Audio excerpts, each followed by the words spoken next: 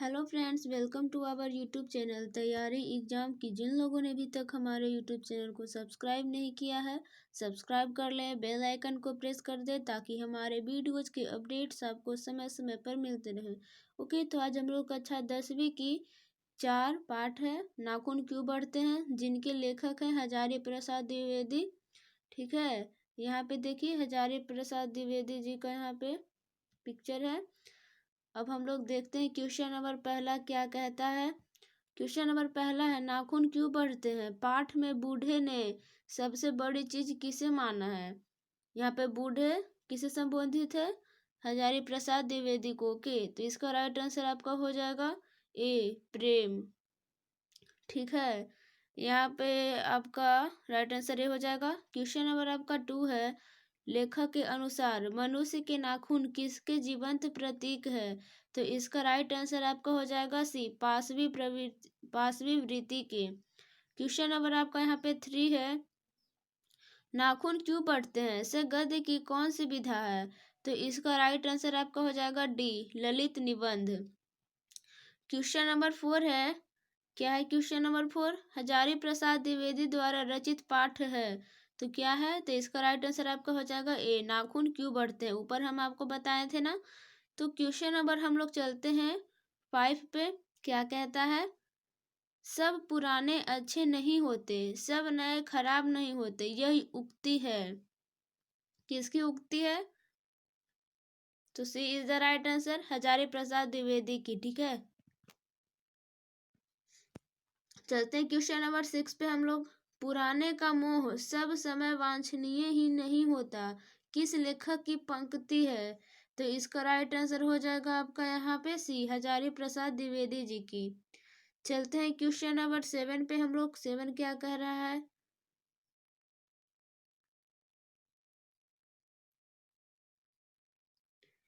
देखिए question number 7 है आपका, हजारी प्रसाद द्विवेदी का जन्म कब हुआ। तो इसका राइट आंसर आपका हो जाएगा ए, 1907 ईस्वी में।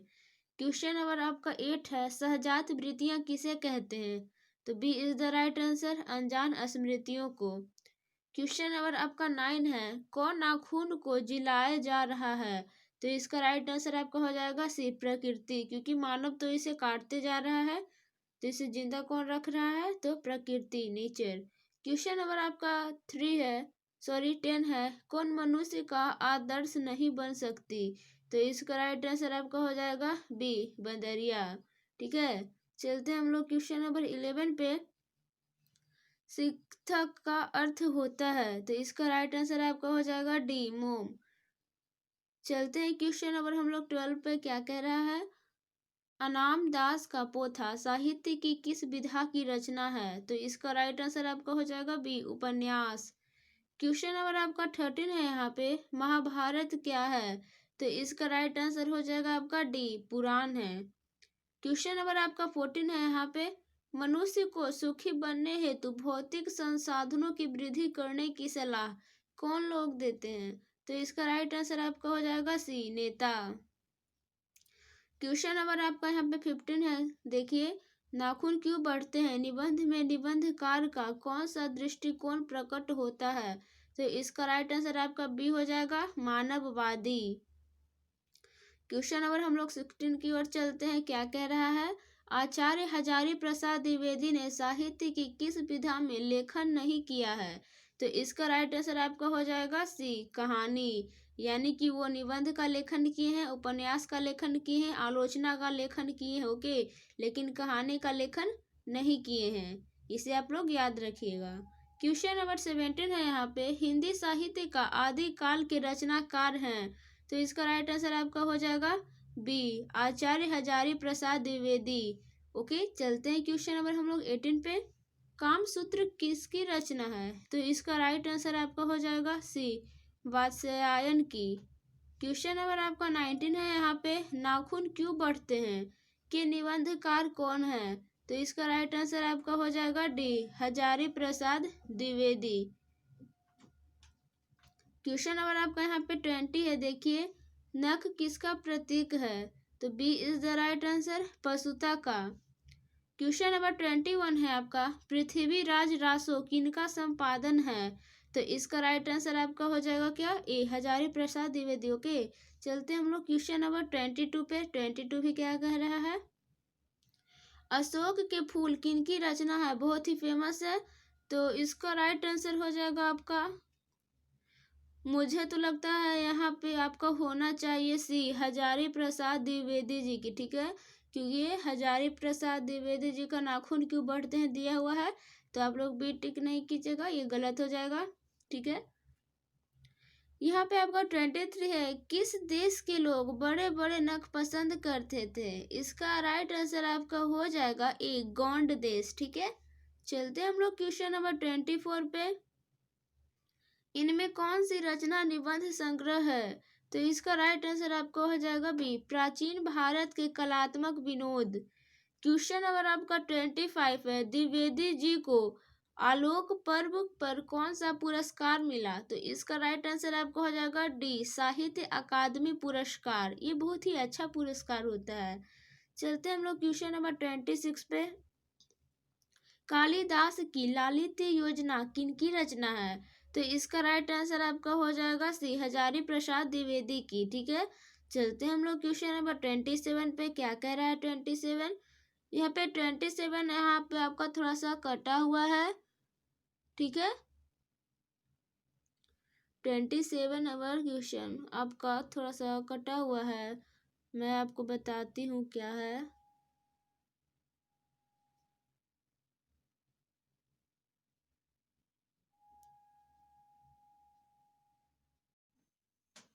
हाँ, 27 में आपका हो जाएगा, क्या हो जाएगा मैं बता देती हूँ। यहाँ पे लिखा हुआ है ऊपर में 27 में कि मनुष्य को नाखून की जरूरत कब थी। ठीक है, मनुष्य को नाखून की जरूरत कब थी। ए है जंगली जीवन में, बी है शिक्षित जीवन में, सी है अशिक्षित जीवन में, डी है अविकसित जीवन में। तो इसका आपका सही उत्तर हो जाएगा ए, जंगली जीवन में। ओके, चलते हम लोग क्वेश्चन नंबर 28 पे। 28 है, असुरों के पास नहीं थे, क्या नहीं थे, तो इसका राइट आंसर आपका हो जाएगा डी, लोहे के अस्त्र। चलते हैं क्वेश्चन नंबर हम लोग 29 पे। 29 क्या कह रहा है देख लेते हैं। 29 है आपका, नाखून क्यों बढ़ते हैं, निबंध में लेखक ने किस बूढ़े का जिक्र किया है। निबंध में लेखक ने किस बूढ़े का जिक्र किया है, तो इसका राइट आंसर आपका हो जाएगा यहाँ पे सी, महात्मा गांधी। क्वेश्चन नंबर आपका 30 है, नकधर मनुष्य किस पर भरोसा करके आगे की ओर चल पड़ा है, तो इसका राइट आंसर आ जाएगा आपका डी, एटम बम पर। क्वेश्चन नंबर आपका 31 है, कितने वर्ष पहले का भारतवासी नाखूनों को जम के संवारता था, तो इसका राइट आंसर हो जाएगा आपका बी, 2000 वर्ष पहले का। ठीक है, पहले लोग अंडाकार, गोलाकार, त्रिभुजाकार, त्रिकोण और चपटाकार का बहुत तरह के नाखून रखते थे और उसे सजाते थे और संवारते थे। ओके, चलते हैं हम लोग क्वेश्चन नंबर 32 पे। द्विवेदी जी ने निर्लज अपराधी किसे कहा है, तो इसका राइट आंसर हो जाएगा आपका ये, नाखून को। ठीक है, क्योंकि वो बढ़ता है हमेशा, हमें उसे काटते जाते हैं मनुष्य लोग, फिर भी वो बढ़ जाता है, इसीलिए द्विवेदी जी ने नाखून को निर्लज अपराधी कहा है। क्वेश्चन नंबर 33 है आपका, हजारी प्रसाद द्विवेदी का जन्म कहाँ हुआ, तो इसका राइट आंसर आपका हो जाएगा सी, बलिया उत्तर प्रदेश। ठीक है, यूपी के थे, यूपी के बलिया के थे। चलते हैं हम लोग क्वेश्चन नंबर 34 पे। कौन छोटे नखों को पसंद करते थे, तो इसका राइट आंसर हो जाएगा आपका ए, दाक्षिणात्य। ओके, क्वेश्चन नंबर आपका 35 है, देवताओं का राजा से किन्हें संबोधित किया जाता है, तो इसका राइट आंसर आपका हो जाएगा सी, इंद्र। कहते हैं ना देवराज इंद्र, वही। क्वेश्चन नंबर आपका 36 है, नाखून क्यों बढ़ते हैं, निबंध नई पीढ़ी में कैसा भाव जगाता है, तो इसका राइट आंसर हो जाएगा आपका ए, संस्कृति आत्मगौरव। क्वेश्चन नंबर आपका यहाँ पे 37 है, देख रहा होगा आप लोगों को, कौन सी रचना हजारी प्रसाद द्विवेदी की नहीं है, तो इसका राइट आंसर हो जाएगा आपका यहाँ पे बी, माटी की मूर्तें। क्वेश्चन नंबर आपका 38 है, क्या है, हजारी प्रसाद द्विवेदी की मृत्यु कब और कहाँ हुई? तो A is the right answer 1969 ईस्वी में दिल्ली में। ठीक है, सॉरी 1979 ईस्वी है, 69 नहीं। ठीक है, 1979 ईस्वी में दिल्ली में। ओके, 69 नहीं याद कीजिएगा, गलती से बोला गया था। क्वेश्चन नंबर आपका 39 है, देवेंद्र को मानवेंद्र से क्यों सहयोग लेना पड़ा? तो इसका राइट आंसर हो जाएगा आपका बी, लोहे के अस्त्र शस्त्र के कारण। क्वेश्चन नंबर आपका यहाँ पे 40 है, जो कि इस चैप्टर का लास्ट क्वेश्चन है। फिर हम लोग दूसरे चैप्टर की ओर चलने वाले हैं, तो इसे देख लेते हैं। गौतम ने कहा था कि मनुष्य की मनुष्यता है, क्या कहा था? तो इसका राइट आंसर हो जाएगा आपका ए, सभी के दुख सुख को सहानुभूति के साथ देखना। ओके, चलते हैं हम लोग अब अगला चैप्टर पे हम लोग आ चुके हैं, जिस चैप्टर का नाम है आपका यहाँ पे क्या है, नागरी लिपि, और इनके लेखक हैं गुणाकर मूले। ठीक है,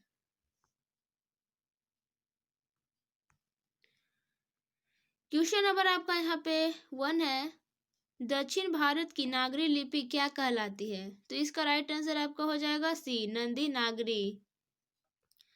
क्वेश्चन नंबर आपका यहाँ पे 2 है, क्या है, 10वीं-11वीं सदी में किस रचना ने भारत यूरोप के बीच व्यापार संबंध के बारे में बताया है?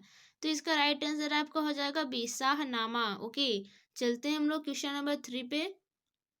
देखिए क्वेश्चन नंबर 3 हम लोगों का आ चुका है स्क्रीन पे।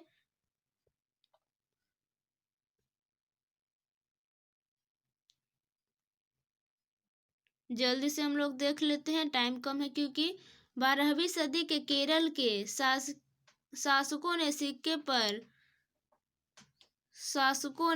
सिक्के पर वीर केरलस्य जैसे शब्द ब्लैंक स्पेस लिपि में अंकित है। तो इसका राइट आंसर आपका हो जाएगा डी, देवनागरी। क्वेश्चन नंबर आपका यहाँ पे 4 है, ईसा की 14वीं-15वीं सदी के विजयनगर के शासकों ने अपने लेखों की लिपि को कहा है। तो A is the right answer, Nandi Nagari. Question number आपका 5 है, हिंदी लिखी जाती है, तो आपका A is the right answer, Devanagari लिपि में। क्वेश्चन नंबर 6 है, हिंदी के आदि कवि कौन है? तो A is the right answer, Chandradai. Question number 7 है, नागरी लिपि शीर्षक निबंध के निबंधकार हैं, तो इसका राइट आंसर हो जाएगा ए, गुणाकर मूले। क्वेश्चन नंबर 8 है, सरहपाद की कृति है, तो A is the right answer, दोहा कोश। क्वेश्चन नंबर 9 है, विजयनगर के राजाओं के लेखों की लिपि को क्या नाम दिया गया है? तो इसका राइट आंसर आपका हो जाएगा सी, नंदी नागरी लिपि। क्वेश्चन नंबर 10 है आपका, उत्तर भारत से नागरी लिपि के लेख कब से मिलने लगे हैं? तो A is the right answer, 18वीं सदी से। क्वेश्चन नंबर आपका 11 है, नागरी लिपि के आरंभिक लेख हमें कहाँ से मिले हैं? तो इसका राइट आंसर हो जाएगा आपका सी, दक्षिणी भारत से। क्वेश्चन नंबर हमारा 12 है, देख लेते हैं, वेतमा दान पत्र किस समय का है? तो इसका राइट आंसर आपका हो जाएगा ए, 1020 ईस्वी से। क्वेश्चन नंबर आपका 13 है, गुप्तों की राजधानी पटना को क्या कहा जाता होगा? D is the right answer, Devnagar. Question number आपका यहाँ पे 14 है यहाँ पे, मराठी भाषा की लिपि कौन सी है? तो C is the right answer, Devanagari. Question number आपका यहाँ पे 15 है, दिख रहा होगा, मराठी भाषा की लिपि है, A is the right answer, Devanagari. ठीक है, मराठी भाषा की लिपि है, ये मराठी भाषा की लिपि कौन सी है? दोनों एक ही क्वेश्चन है, दोनों को घुमा फिरा के पूछा गया है। क्वेश्चन नंबर 16 है, गुणाकर मूले का जन्म किस राज्य में हुआ था? तो इसका राइट आंसर आपका हो जाएगा क्या, सी, महाराष्ट्र। ओके, क्वेश्चन नंबर आपका यहाँ पे 17 है, गुणाकर मूले की शिक्षा की क्या भाषा क्या थी? तो इसका राइट आंसर आपका हो जाएगा डी, मराठी। क्वेश्चन नंबर आपका यहाँ पे 18 है, नागरी लिपि किस विद्या की रचना है? तो B is the right answer, निबंध। क्वेश्चन नंबर 19 है, नागरी लिपि पाठ किस लिपि में रचित है? तो इसका राइट आंसर आपका हो जाएगा सी, देवनागरी। क्वेश्चन नंबर 20 है, देवनागरी लिपि के टाइप लगभग कितने पहले बने थे? तो इसका राइट आंसर हो जाएगा यहाँ पे ए, 2 सदी पहले। क्वेश्चन नंबर आपका यहाँ पे 21 है, नेपाली भाषा की लिपि है, तो D is the right answer, Devanagari. Question number 22 है, गुप्त काल से किस लिपि का संबंध है, तो इसका राइट आंसर हो जाएगा आपका भी ब्राह्मणी लिपि। क्वेश्चन नंबर आपका यहाँ पे 23 है, मूले जी ने मिडिल स्तर तक किस भाषा को पढ़ाया, तो इसका राइट आंसर हो जाएगा सी, मराठी। क्वेश्चन नंबर आपका यहाँ पे 24 है, गुणाकर मूले ने किस लिपि को प्राचीन नागरी लिपि की बहन उसके बाद क्या है की संज्ञा दी है, तो इसका राइट आंसर आपका हो जाएगा यहाँ पे बी, बंगला। ठीक है, चलते हैं हम लोग क्वेश्चन नंबर 25 पे देख लेते हैं जल्दी से क्या कह रहा है। 25 आप लोगों को क्वेश्चन नंबर दिख रहा होगा, गुणाकर मूले का जन्म कब हुआ था, तो इसका राइट आंसर आपका हो जाएगा ए, 1935 ईस्वी में। क्वेश्चन नंबर आपका यहाँ पे 26 है, सिद्धम क्या है, तो D is the right answer, एक प्रकार की लिपि है। क्वेश्चन नंबर आपका यहाँ पे 27 है, किसे देवनागरी की संज्ञा दी गई है, तो इसका राइट आंसर हो जाएगा आपका बी, काशी को। क्वेश्चन नंबर आपका 28 है, यहाँ पे उत्तर भारत की विशेष स्थापत्य शैली को क्या कहते हैं, तो D is the right answer, नागर शैली। क्वेश्चन नंबर आपका यहाँ पे 29 है, भारतीय लिपियों की कहानी किनकी प्रसिद्ध रचना है, तो इसका राइट आंसर हो जाएगा ए, गुणाकर मूले की। ओके, चलते हम लोग क्वेश्चन नंबर 30 पे, अमोघ वर्ष कौन था, तो B is the right answer, प्रख्यात राष्ट्रकूट राजा। चलते हैं क्वेश्चन नंबर 31 पे हम लोग, श्रवण बेलगोल जैन तीर्थ स्थल कहाँ है, तो A is the right answer, Karnataka. Question number आपका 32 है, अक्षरों की कहानी किनकी रचना है, तो B is the right answer, गुणाकर मूले की।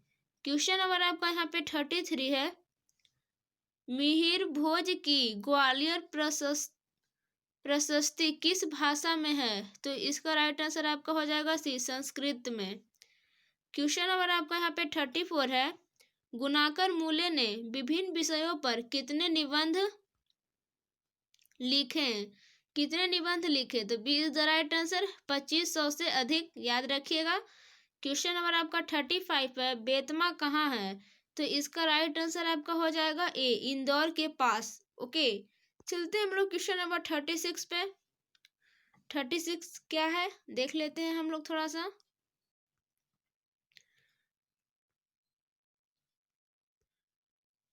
नागरी लिपि पाठ गुणाकर मूले की किस रचना से लिया गया है, तो B is the right answer, भारतीय लिपियों की कहानी से। क्वेश्चन नंबर आपका यहाँ पे 37 है, नागरी नाम अस्तित्व में कब आया, तो इसका राइट आंसर आपका हो जाएगा ए, 1000 ईस्वी के आसपास। ठीक है, चलते हम लोग क्वेश्चन नंबर 38 पे, गुणाकर मूले की प्रारंभिक शिक्षा किस परिवेश में हुई थी, तो B is the right answer, ग्रामीण परिवेश में। क्वेश्चन नंबर आपका 39 है, नागरी लिपि शीर्षक पाठ किस पुस्तक से लिया गया है, तो B is the right answer, भारतीय लिपियों की कहानी से। क्वेश्चन नंबर आपका यहाँ पे 14 है, जो कि इस चैप्टर का लास्ट क्वेश्चन है, इसे भी हम लोग देख लेते हैं। गुणाकर मूले की मृत्यु कब हुई, तो इसका राइट आंसर आपका हो जाएगा 2009 ईस्वी में। ओके, आप लोगों को वीडियो कैसा लगा कमेंट करके बताइएगा। अगर आपने अभी तक हमारे यूट्यूब चैनल को सब्सक्राइब नहीं किया है तो सब्सक्राइब करिएगा। ठीक है, और अपने दोस्तों में ज़्यादा से ज़्यादा शेयर कीजिएगा। ओके, तब तक के लिए बाय बाय, टेक केयर, मिलते हैं अगले वीडियो में। Thanks for watching this video.